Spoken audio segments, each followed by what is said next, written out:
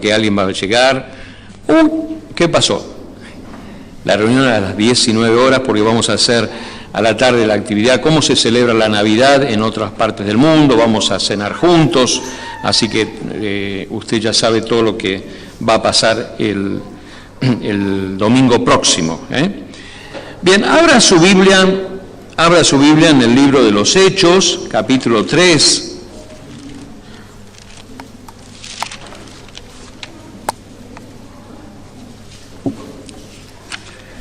Después vamos a hacer los bautismos, no se haga problema que vamos a hacerlos, pero después.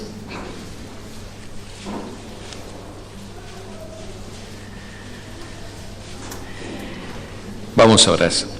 Señor, gracias en esta mañana por este tiempo juntos, porque podemos reunirnos con total libertad y adorarte, alabarte, conocerte a ti, Señor. Gracias por tu presencia, Señor. Gracias, Señor, porque tú nos llenas de gozo, de paz, tú le das sentido, propósito a la vida. Gracias, Dios. Gracias, Señor, porque tú tienes lo que nosotros necesitamos. Gracias, Señor. Gracias por tu palabra también. En el nombre de Jesús. Amén. Estamos en el tiempo de Navidad, ¿no? Cuando comienza diciembre, como decía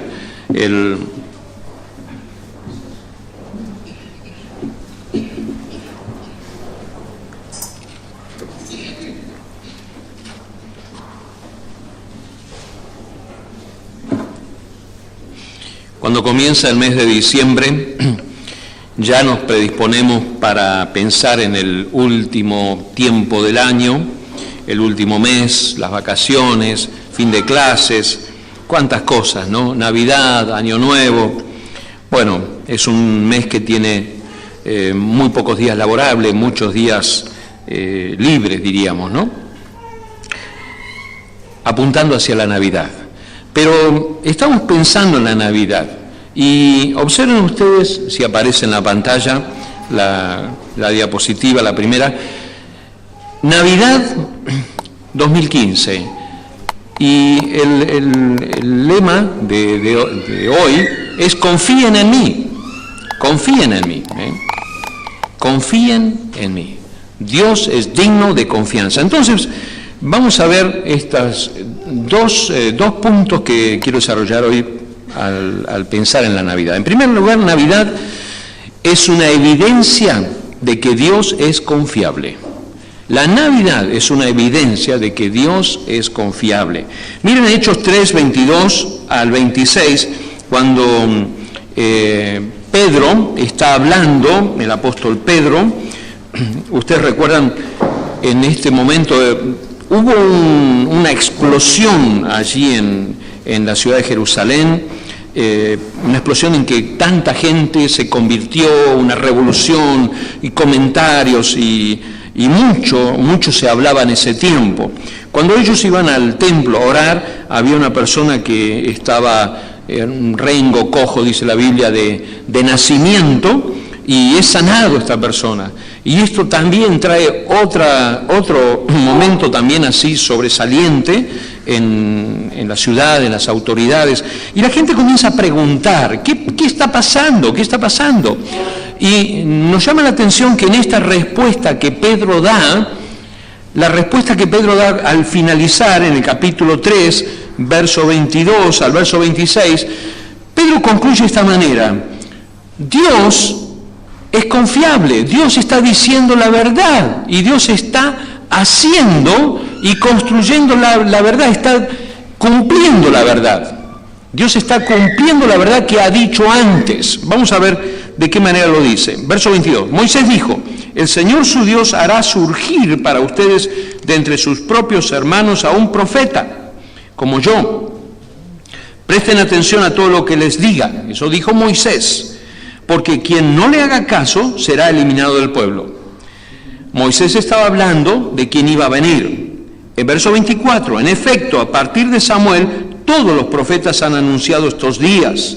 Ustedes pues son herederos de los profetas y del pacto que Dios estableció con nuestros antepasados al decirle a Abraham: todos los pueblos del mundo serán bendecidos por medio de su descendencia. Cuando Dios resucitó a su siervo, lo envió primero a ustedes para darles la bendición de que cada uno se convierta de sus maldades. Allí está, miren cómo termina el argumento, cómo termina el mensaje. Dios está cumpliendo con su palabra. Eso es lo que está pasando. La gente decía, ¿pero qué está pasando? ¿Qué sucede? Ahora un paralítico comienza a caminar. La gente comenzó a reconocer a Jesucristo como el Mesías. Hay una revolución. ¿Y qué es lo que está pasando aquí? Y Pedro dice, Dios está cumpliendo su palabra. Dios dijo la verdad y cumple su palabra. Dios dijo que iba a mandar un profeta, que se lo dijo a Moisés, se lo dijo a Abraham, se lo dijo a Samuel y a todos los que venían después. ¿Y qué pasó? Dios cumplió y Dios está cumpliendo su palabra. Entonces, justamente en la Navidad es el cumplimiento y la evidencia de que Dios dice la verdad. Y después voy a mencionar esto, pero me adelanto. Hay un libro que dice Evidencias que exigen un veredicto, de Josh McDowell, y él se tomó el trabajo de hacer un estudio profundo acerca de las Escrituras. Y él relaciona y dice que hay más de 300 referencias, es verdad, la palabra lo encontramos, 300 referencias en el Antiguo Testamento que hablan de Jesucristo. Mire usted. ¿No? Pero ninguna de esas referencias se cumplió en el Antiguo Testamento, porque todos hablaban del cumplimiento más adelante, cuando iba a venir, y todas se cumplieron en la persona del Señor Jesucristo. Entonces Navidad es el cumplimiento de la palabra de Dios. Entonces Navidad es que Dios dice la verdad. Dios dice la verdad. ¿Y qué significa esto, que Dios dice la verdad? Bueno, mucho significa esto. ¿Qué significa que Dios dice la verdad? Básicamente que Dios es confiable, que puedo confiar en Él, ¿no? Es muy difícil.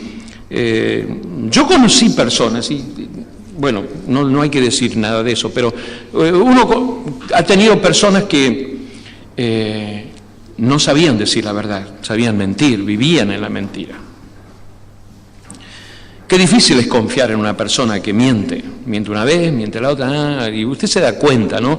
Como dice el dicho criollo, la mentira tiene patas cortas. ¿Qué quiere decir? Que se descubre. Usted descubre cuando la persona está diciendo está mintiendo, ¿no? Cuando dice mentiras y mentira. ¿Usted le puede confiar a una persona así? Absolutamente no. Ahora, Dios dice la verdad, nunca miente. Entonces eso me da a mí tranquilidad, me da seguridad, pero también eso me pone en sobreaviso, porque si Dios dice la verdad, entonces dice que eso me hace pensar en que todo lo que Él dice se va a cumplir, y eso también es importante y valioso para guardarlo y para reflexionar. Dios es confiable. Dice en el libro de Números capítulo 23, verso 19, aparece ahí está. Dios no es hombre, por lo tanto no miente. Él no es humano, por lo tanto no cambia su parecer. ¿Acaso alguna vez habló sin actuar? ¿Alguna vez prometió sin cumplir? No, Dios cumple su palabra. Él no cambia en su parecer. Dios es el mismo. Es notable, usted recordará, en las Escrituras dice, y Dios se arrepintió, ¿no? Porque hay referencias en las Escrituras, sobre todo, por ejemplo, el caso más conocido, Jonás, cuando Jonás va y le predica a Nínive. Entonces, Dios dice en la Biblia allí que se arrepintió. Lo que está diciendo la palabra de Dios en ese lugar, y lo que dice en los otros pasajes cuando Dios hace un cambio en su proceder, es que Dios cambia de acuerdo al cambio que se produce en el ser humano. Los planes de Dios no cambian. Los planes de Dios para la humanidad no cambian. Pero cuando el corazón del hombre, cuando el hombre se arrepiente, Dios tiene misericordia. El arrepentimiento de Dios, el cambio de Dios está ligado a la misericordia, a la bondad y al amor de Dios. Dios vio al hombre que había cambiado, entonces Él tuvo amor, bondad y misericordia por esas personas. Pero los planes de Dios, los designios de Dios, son inalterables. Dios es confiable. Dios es confiable. Quiero mostrarle un ejemplo en las Escrituras de una persona que había hecho planes. Acompáñenme en Mateo capítulo 1. También tiene que ver con la Navidad, porque este que había hecho planes es José. Ustedes recuerdan que José y María estaban desposados, y este desposorio era una relación de noviazgo, no era matrimonio, era una relación de noviazgo que se da en aquellos lugares del Oriente, y es muy fuerte esa relación. El desposorio, aun cuando no eran matrimonio, vivían cada uno en su casa, había un compromiso, por un año duraba eso, hasta que se celebraba la fiesta del matrimonio, el casamiento. En ese tiempo del desposorio, la única forma de romper un desposorio era como un divorcio, aun cuando no había habido una relación de matrimonio, de ninguna manera. Era tan fuerte eso culturalmente, y en ese tiempo es que sucede esto. El nacimiento de Jesucristo fue así: estando desposada María su madre con José, antes que se juntasen, se halló que había concebido del Espíritu Santo. José su marido, como era justo y no quería infamarla, quiso dejarla secretamente, y pensando él en esto, y aquí un ángel del Señor le apareció en sueño y le dijo: José, hijo de David, no temas recibir a María tu mujer, porque lo que en ella se ha engendrado del Espíritu Santo es. Y dará a luz un hijo y llamará su nombre Jesús, porque él salvará a su pueblo de sus pecados. Todo esto aconteció para que se cumpliese lo dicho por el profeta, por el Señor, por medio del profeta, cuando dijo: y aquí una virgen concebirá y dará a luz un hijo y llamará su nombre Manuel, que traducido es Dios con nosotros. Y despertando José del sueño, hizo como el ángel del Señor le había mandado, y recibió a su mujer, pero no la conoció hasta que dio a luz a su hijo primogénito y le puso por nombre Jesús. Aquí lo tenemos a José. Pensó en dejar a María. Me llama la atención y surge ahí como algo sobresaliente esa expresión, verso 20, y pensando él en esto. ¿Cuántas veces nosotros, como José, pensamos en alguna cosa? Pensamos en algo, pensamos en nuestro futuro, pensamos en nuestro trabajo, pensamos en una relación, pensamos en la familia, pensamos en un hijo, pensamos en el esposo, en la esposa, pensamos. ¿Sí? ¿Qué hacemos con nuestros pensamientos? Y él pensó y dijo: voy a tomar una decisión. Amaba a María, la quería, y estaba, diríamos, desposado era el término era un desposorio, muy extraño para nosotros, ¿no? Pero culturalmente era un compromiso de un año que estaban, y él la quería, María, pero sentía como que aquí iba a suceder algo y no quería ofenderla, sinceramente no sabía qué hacer, como muchas veces nosotros no sabemos qué hacer, qué decisión tomar, qué es lo mejor que tenemos que hacer. Pero sabemos que en definitiva tenemos que tomar alguna decisión, porque no podemos estar al no tomar una decisión ya la tomamos. La no decisión ya es tomar una. Y José pensó, dijo: voy a hacer lo mejor que pueda en esta situación, circunstancia. Y este pensamiento le llevó a planear una retirada silenciosa. Vamos a tratar de que sea el menor mal posible. Me voy en silencio, desaparezco, y ella verá qué va a hacer, la gente se va a dar cuenta que está embarazada, es una deshonra. ¿Cuántas veces a nosotros nos pasa que no sabemos qué hacer frente a estos pensamientos, a estas situaciones, circunstancias? Pero saben, Dios tiene respuesta para nosotros. ¿Por qué? Porque Dios es confiable. El asunto es que nosotros podamos confiar en Él y descansar en el Señor y acudir a Él.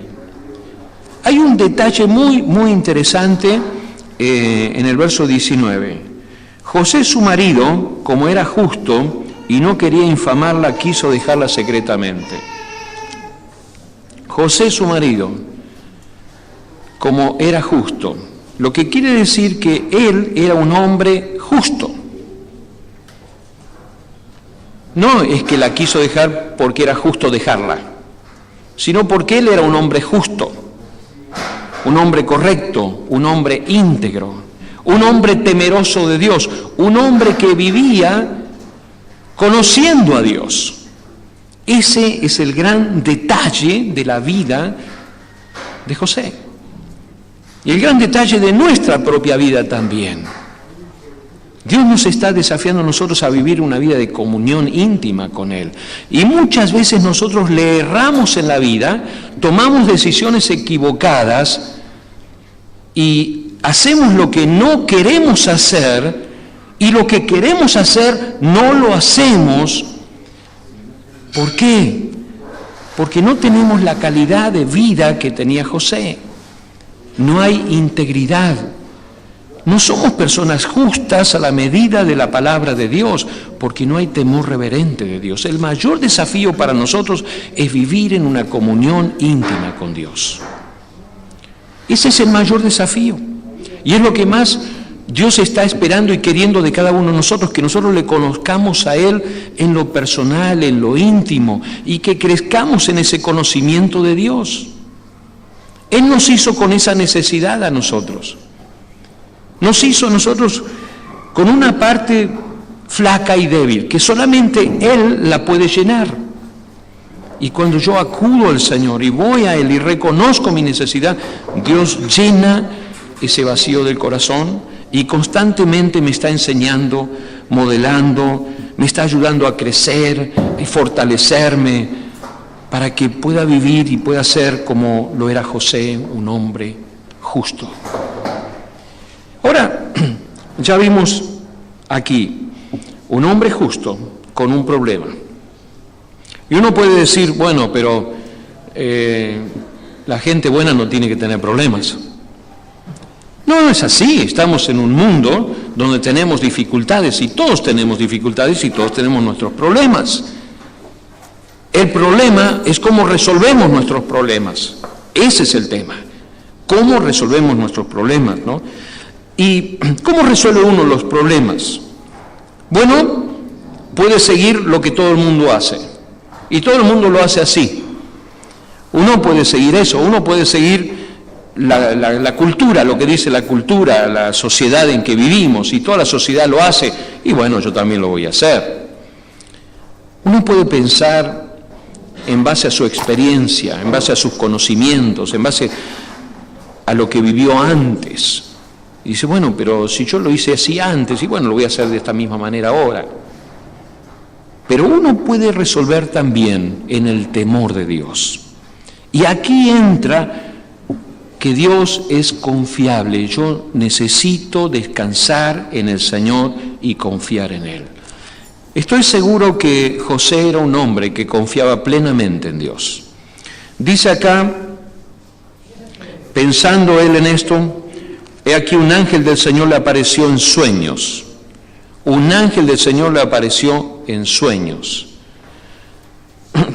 ¿Por qué? Y José estaba cansado en algún momento, durmió, y allí Dios apareció en sueño y le habló a él. Dios habla de muchísimas maneras y nosotros no tenemos por qué limitarlo a Dios. Y Dios puede hablar a través de los sueños, como lo hizo con José. Dios puede hablar a través de la palabra de Dios, a través de la Escritura, me enseña, a través de una enseñanza. Hay muchísimas cosas que están ya reveladas en las Escrituras. Yo no le tengo que preguntar a Dios si tengo que mentir. Dios ya me lo dijo hace rato. Yo no le tengo que preguntar a Dios si tengo que engañar. Ya me lo dijo Dios que no lo tengo que hacer. No le tengo que preguntar a Dios si tengo que robar. No, pues ya me lo dijo. ¿Me entiende? Hay muchísimas cosas que ya están en la palabra de Dios. Y nosotros a veces estamos buscando a ver si Dios en esto puede darme una concesión o librarme, ¿no? De ninguna manera. Dios es confiable y José encontró que Dios es 100% confiable. ¿Por qué? Porque dice, despertando José del sueño, verso 24, hizo como el ángel del Señor le había mandado. Qué bueno que es esto. Obrar de acuerdo al plan, al designio, a la voluntad de Dios y no a lo mío. Nosotros tenemos muchos pensamientos, muchos planes, pero ¿mis planes son realmente los planes de Dios? Son sus planes. Ahí es donde tengo que ir a la presencia de Dios y decir, Señor, yo tengo estos planes para el futuro, estos planes para mi vida, estos planes para el trabajo, para esto, para lo otro. Yo tengo estos planes, pero ¿realmente son tus planes, Dios? Y José se dio cuenta que el plan, que todo lo que él había hecho, todo lo que él había pensado, se venía abajo. ¿Por qué José cambió en su pensamiento? ¿Saben por qué? Es muy simple, porque le creyó a Dios. ¿Por qué le creyó a Dios? Porque dijo, Dios es confiable. Me temo que muchas veces nosotros no confiamos plenamente en la palabra de Dios, en el designio de Dios, en el consejo de Dios. Y nosotros nos quedamos con algo nuestro y decimos, no, Dios, no es tan así. No seas tan duro conmigo. José experimentó un cambio en su vida. Dios se complace con personas como José, que estén dispuestos a oírle, que estén dispuestos a cambiar sus modelos, que estén dispuestos a cambiar sus pensamientos, que estén dispuestos a escuchar la palabra de Dios, que sean temerosos de Dios, que vivan cerca de Dios, que vivan una vida como un hombre justo, una mujer justa delante de Dios, en integridad, en verdad, dispuestos a cambiar,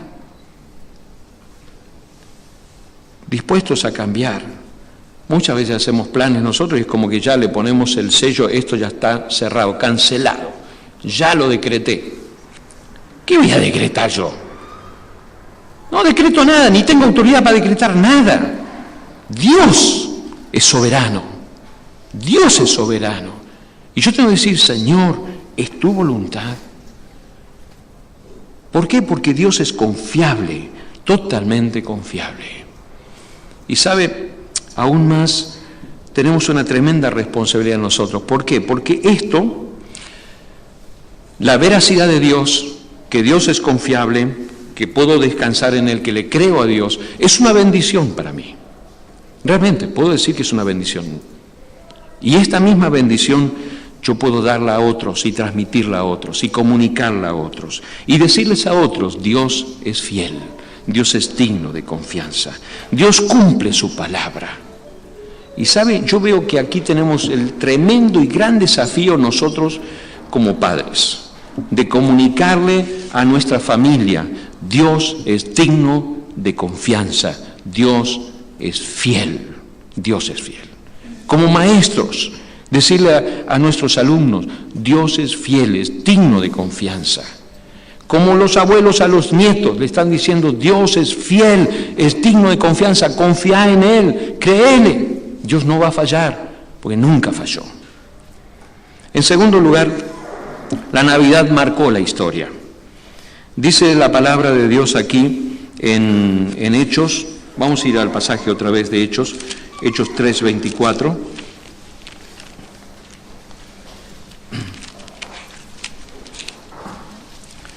En este pasaje de las Escrituras, en efecto, a partir de Samuel, todos los profetas han anunciado estos días, ¿no? Han anunciado estos días. Los profetas veían el tiempo de la muerte y la resurrección del Señor como los días postreros, los días postreros. Los días postreros justamente son esos días, los días del cumplimiento, cuando Dios cumple su palabra en la persona del Señor Jesucristo. En 1 Corintios 10:11, mire lo que dice el apóstol Pablo, 1 Corintios 10:11, estas cosas le sucedieron a ellos como ejemplo para nosotros, se pusieron por escrito para que nos sirvieran de advertencia a los que vivimos en el final de los tiempos. ¿Quién dice eso? El apóstol Pablo dice eso. ¿Cuándo lo dice? Hace 2000 años atrás. Quiere decir que, ¿cómo? ¿Nosotros no vivimos en el final de los tiempos? Vieron que ustedes escuchan, ¿no? Hay mucha gente que dice, no, ya estamos en el final del tiempo, pues el mundo se acaba, en cualquier momento se acaba. Bueno, eso lo venimos escuchando hace mucho tiempo. Pero eso lo decimos nosotros, pero también lo dijo el apóstol Pablo, acá en 1 Corintios 10. ¿Qué quería decir? Que con la presencia del Señor Jesucristo, a partir de la Navidad, Dios cumple toda su palabra que ha dicho en el Antiguo Testamento. Podemos decir, como lo señala muy bien el pastor John Piper en ese devocional que les hemos recomendado para leer, que la historia está dividida en dos partes, en dos etapas. La historia se divide, los historiadores dividen la historia, nos enseñaron en la escuela, ¿no? Antes de Cristo, después de Cristo, AC, DC. Pero el pastor John Piper, él dice, la historia se divide en dos partes, en la promesa y en el cumplimiento. Antes de Cristo, ahí está, ¿no? Antes de Cristo es la promesa. Cuando ustedes ven las Escrituras y la cantidad, hay más de 300 referencias a la persona de Jesucristo en el Antiguo Testamento, son todas promesas que se van a cumplir, y todas promesas, ¿no? Por ejemplo, nacido de una virgen, Isaías 7:14, nacido en Belén, Miqueas 5:2, homenajeado con regalos, Salmos 72:10, matanza de los niños por hedores, Jeremías 31:15, se llamará Emanuel, Isaías 7:14, será un profeta, Deuteronomio 18:18, precedido por un mensajero, Isaías 40:3. Bueno, podía seguir 300, no lo voy a hacer. Pero todas esas son referencias del Antiguo Testamento, promesas. ¿Cuándo se cumplieron? En Navidad. En Navidad se cumplieron las promesas. ¿Por qué? Porque la Navidad marcó la historia de la humanidad. Está bien decir antes de Cristo y después de Cristo. Pero también está bien decirlo que es el tiempo de la promesa y el tiempo del cumplimiento. Dios prometió y Dios cumplió. Y eso nos está diciendo, ¿no?, que Dios es fiel, y cuando usted celebre la Navidad, acuérdese de esto, como vimos el domingo pasado, ¿no? Acérquense a mí. La Navidad es una oportunidad para experimentar cambios en la vida, y Dios dice, acércate a mí. Pero la Navidad también es una oportunidad para creerle a Dios y para permitir que Dios haga cambios en nuestra vida, porque Navidad es decirle, sí, Dios, yo creo en ti, creo en ti. Crean en mí, dice el Señor, en la Navidad. En Hechos 3:25, cuando Pedro está diciendo esto, hablando acerca de este cumplimiento de las promesas de Dios, dice, todos los pueblos del mundo serán bendecidos por medio de tu descendencia. Esta es la expresión más grande que encontramos en la Escritura. Todos los pueblos del mundo serán bendecidos por medio de tu descendencia. ¿Quién dijo esto? Dios. ¿A quién se lo dijo? A Abraham. ¿Cuándo se lo dijo? 2000 años antes que ocurra. Qué interesante, ¿no? Qué interesante. 2000 años antes. Y todo el mundo, toda la gente estaba esperando cuándo se cumple esto. Y los profetas hablaban, ya va a venir el final del tiempo, va a venir el final del tiempo. Y llegó, el apóstol Pedro dice aquí, llegó el tiempo del final. Aquí está, todas las naciones, todos los pueblos serán bendecidos. ¿De qué manera son bendecidos? A través de la predicación del Evangelio. Por eso la tremenda responsabilidad que tenemos todos los cristianos de ser parte de la predicación y anuncio del Evangelio hasta lo último de la tierra. Dios no tiene un plan B. El plan de Dios es uno solo. El Evangelio debe ser predicado. ¿Quién lo predica? Los creyentes. Nadie más. Ni siquiera los ángeles. Dios le dijo a los ángeles, quédense ahí, ustedes no pueden predicar. Los ángeles no predican. Si alguien le dice que el ángel le predicó, no es así, es mentira, porque Dios no envió nunca a un ángel a predicar el Evangelio. Lo tiene prohibido. ¿Saben por qué? Porque los ángeles no han experimentado el pecado, no han caído en pecado y no necesitan la salvación. Nosotros necesitamos la salvación porque nosotros pecamos y por eso nosotros tenemos la autoridad en nuestra vida del cambio de Dios. Y entonces Dios nos dice, vayan y prediquen el Evangelio hasta lo último de la tierra. Y Dios le ha dado a la iglesia esta tremenda responsabilidad para predicar el Evangelio, para anunciarlo. ¿Cómo lo anunciamos? De muchas maneras. Dando testimonio en nuestro barrio, en nuestra casa, en otros lugares, apoyando a la obra misionera, apoyando a los misioneros, orando por los misioneros, enviando, yendo al campo misionero a ver cómo se vive allá, para venir de vuelta y estar más involucrado en la misión de Dios, nos hace bien. Dios, a través de la Navidad, marcó la historia de un tiempo de promesas a un tiempo de cambio y cumplimiento. Quiero terminar con Apocalipsis 20, porque esto es algo que no se cumplió todavía, como tantas cosas. Todavía faltan algunas profecías por cumplirse. La segunda venida de Cristo, por ejemplo, el fin del pecado, el reino con Cristo, el juicio final. Faltan muchas cosas por cumplirse, que todavía no están. Dios las tiene preparadas. Pero de la misma manera, como esas más de 300 citas del Antiguo Testamento se cumplieron en la persona de Jesucristo, eso nos pone en evidencia de que todo lo que la palabra de Dios dice también se va a cumplir en el tiempo. ¿Cuándo? Bueno, el reloj de Dios lo tiene Él solamente. Apocalipsis 11, y vi un gran trono blanco y al que estaba sentado en él, de delante del cual huyeron la tierra y el cielo, y ningún lugar se encontró para ellos. Y vi a los muertos grandes y pequeños de pie ante Dios, y los libros fueron abiertos, y otro libro fue abierto, el cual es el libro de la vida, y fueron juzgados los muertos por las cosas que estaban escritas en los libros, según sus obras. Y el mar entregó los muertos que había en él, y la muerte y el Hades entregaron los muertos que había en ellos, y fueron juzgados cada uno según sus obras. Y la muerte y el Hades fueron lanzados al lago de fuego. Esta es la muerte segunda. Y el que no se halló inscrito en el libro de la vida fue lanzado al lago de fuego. ¿Usted cree que Dios miente? ¿Usted cree que Dios miente? Yo por las dudas, ¿no? Está para pensar. El que no se halló inscrito en el libro de la vida fue lanzado al lago de fuego.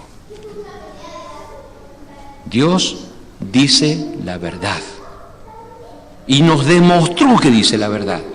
Cada Navidad que usted va a celebrar y que va a vivir de aquí en adelante y todas las que vivió antes, recuerde que es un Dios que cumple su palabra y dice la verdad. Si no se acuerda de otra cosa en la Navidad, por lo menos acuérdese de eso, que Dios dice la verdad. Por eso le dije antes, si Dios dice la verdad, entonces esto me pone a mí en una posición que tengo que hacer algo. Porque acá dice, la muerte y el Hades fueron lanzados al lago de fuego, esta es la muerte segunda, y el que no se halló inscrito en el libro de la vida fue lanzado al lago de fuego. La gran pregunta, ¿estás inscrito en el libro de la vida?